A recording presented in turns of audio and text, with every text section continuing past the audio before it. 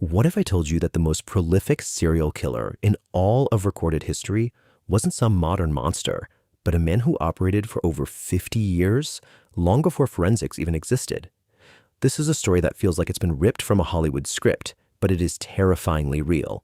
It's the story of a man who made it into the Guinness Book of World Records for the most murders ever committed by one person. Let's dig into the story of the man they called Behram the Thug. Just look at that number. 931. Confirmed. That isn't just a high body count. It's almost unbelievable. A number that puts this single individual in a category all his own. He was a master of death on an industrial scale. So what was the instrument behind this unprecedented slaughter? An army, some complex, untraceable poison? Nope. It was a single, solitary weapon. That's right, a simple piece of yellow cloth. Can you believe it? He perfected a method of murder that was silent, completely efficient, and never left a single drop of blood. In just 10 seconds, he could end a human life. So how on earth does that happen? How does a person become a monster, responsible for nearly 1,000 deaths? Well, the answer is a dark and twisted story of humiliation, indoctrination, and the rise of a truly terrifying criminal cult.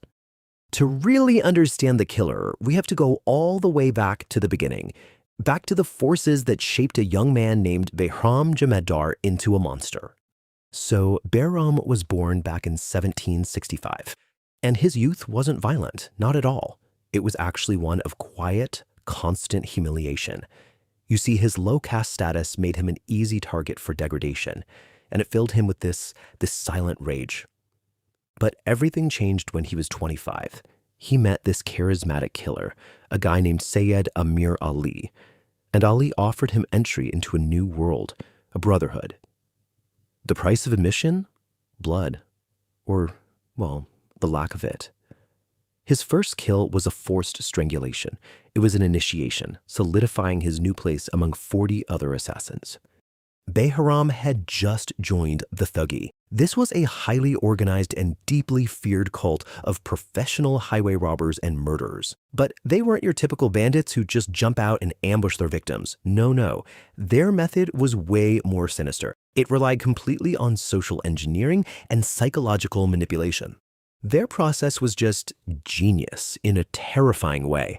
The thugs would disguise themselves, maybe as merchants or pilgrims, and just casually join a group of travelers. They would spend days, sometimes even weeks with them, winning their complete confidence, sharing food, sharing stories. And then, once that trust was absolute, the leader would give a secret signal, and out of the shadows, a hidden gang would emerge.